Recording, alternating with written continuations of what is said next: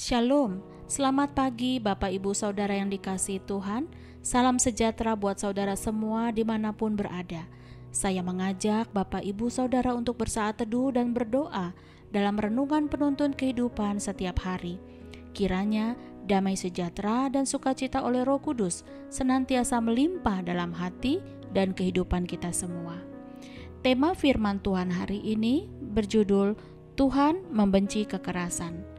Firman Tuhan terdapat di dalam Mazmur 11 ayat 5. Demikianlah firman Tuhan. Tuhan menguji orang benar dan orang fasik, dan Ia membenci orang yang mencintai kekerasan.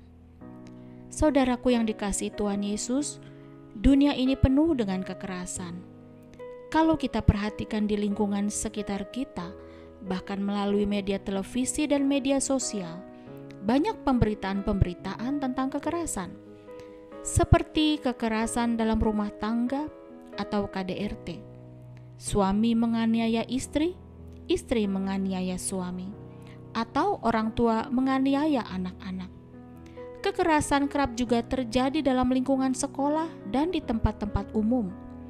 Bahkan kekerasan ini tidak lagi melihat bahwa pelaku-pelakunya masih ada hubungan kekeluargaan atau masih kerabat dekat. Kekerasan pun dapat kita jumpai di lingkungan pekerjaan. Ada banyak anak buah atau bawahan yang ditindas, dipekerjakan secara tidak manusiawi, diperbudak dan dianiaya oleh majikan atau pimpinannya. Ada banyak juga kekerasan yang terjadi di tengah-tengah masyarakat, bangsa dan negara kita. Dalam Markus pasalnya yang ke-24 dijelaskan bahwa menjelang akhir zaman, kejahatan di dunia ini akan semakin merajalela dan semakin hebat, sehingga banyak orang tidak dapat lagi mengasihi. Saudara, sebagai orang-orang percaya di dalam Kristus, tugas kita adalah menabur kasih, membawa damai dan terang Kristus. Dalam hal ini, harus dimulai dari keluarga kita terlebih dahulu, baru kemudian kepada lingkungan di mana kita tinggal dan kepada lingkungan masyarakat yang lebih luas lagi. Artinya, kasih Tuhan tidak hanya ditujukan kepada saudara-saudara seiman saja, tetapi kasih Tuhan juga harus kita tunjukkan kepada orang-orang yang tidak seiman. Sebab Injil Kristus tidak pernah mengajarkan kita melakukan kekerasan kepada siapapun. Kekerasan merupakan sifat atau karakter yang sangat dibenci oleh Tuhan. Sebab Allah Bapa kita adalah kasih, dan tentu saja kita sebagai anak-anak Tuhan harus hidup di dalam kasih. Siapapun yang hidupnya selalu melakukan kekerasan, kalau ia tidak bertobat, ia pasti akan dihukum. Mengapa Allah menghukum kekerasan? Pertama, saudaraku, kekerasan akan mengakibatkan dendam, sakit hati, kecewa, dan kepahitan. Kekerasan yang mungkin kita pakai untuk mengajar atau menyelesaikan masalah tidak akan berhasil, karena kekerasan akan melahirkan kekerasan.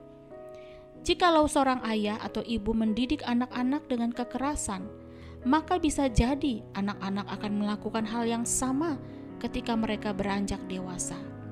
Mereka akan berkata bahwa ayah dan ibuku dulu melakukan seperti yang aku lakukan sekarang. Hal ini ibarat mata rantai yang tidak terputuskan, karena roh kekerasan dapat membelenggu dan mengikat hidup seseorang hingga kepada keturunan berikutnya. Maka dari itu, bertobatlah dengan sungguh-sungguh. Jangan menggunakan kekerasan ketika kita menyelesaikan masalah. Kedua, kekerasan akan menghancurkan banyak hal. Salah satunya adalah menghancurkan pernikahan.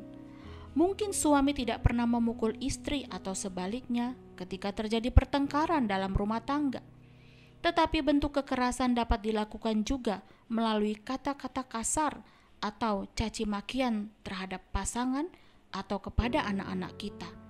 Atau kekerasan hati karena tidak ada saling mengalah dan mengampuni. Saudaraku, kalau hal ini sedang terjadi di dalam rumah tangga kita, cepat-cepatlah bereskan dan selesaikan sebelum semuanya terlambat. Lembutkanlah hatimu dan kenakanlah kerendahan hati untuk saling mengampuni. Tuhan pasti akan memulihkan keluarga demi keluarga yang sungguh-sungguh datang kepada Tuhan dan memohon pertolongannya. Ketiga, kekerasan memberikan kesempatan kepada iblis untuk bekerja dengan leluasa. Firman Tuhan berkata dalam Efesus 4 ayat 27, "Dan janganlah beri kesempatan kepada iblis." Di mana ada kekerasan, disitulah kita telah membuka kesempatan kepada iblis untuk menembak panah-panahnya ke dalam pikiran dan hati kita, dengan mempengaruhi kita, menipu kita, menyesatkan kita, sampai ia menjatuhkan kita untuk berbuat dosa. Saudaraku, janganlah hidup dalam kekerasan, tetapi mari kenakanlah kasih, kesabaran, kelemah lembutan, dan penguasaan diri. Tidak ada kekerasan yang mampu mendatangkan kebaikan. Jadi marilah kita datang kepada Tuhan. Gunakan kesempatan pagi hari ini bagi siapapun untuk bertobat. Tuhan Yesus mengasihi saudara. Amin. Mari kita berdoa. Bapa yang baik, sungguh kami mengucap syukur buat firman-Mu pagi hari ini. Ampunilah kami Tuhan, dengan sifat-sifat kami yang keras, baik hati kami yang keras maupun karakter-karakter kami yang keras.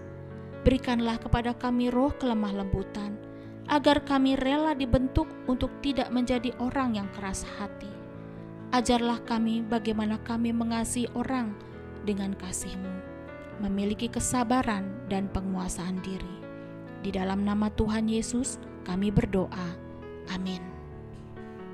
Kiranya berkat yang sempurna dari Allah Bapa kita, kasih karunia dari Tuhan Yesus Kristus, dan persekutuan yang indah dengan Roh Kudus menyertai kita semua dari sekarang ini sampai selama-lamanya. Maju terus dalam tuntunan Tuhan saudara, tetap semangat, sampai jumpa esok hari. Tuhan Yesus memberkati.